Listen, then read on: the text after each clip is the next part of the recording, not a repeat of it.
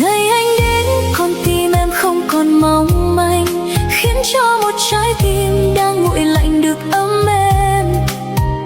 Em đã biết cuộc đời này chẳng thể thiếu người một ngày, dù một phút giây xa nhau khiến tim em đau. Dù một bước vẫn sẽ bước cùng người, từ giờ sẽ đến hết cuộc đời. Mọi yêu thương em xin gom hết trao cho anh tiếng cười. Hãy đừng lo sóng gió cuộc đời, bởi vì có chắc chắn một người sẽ là nơi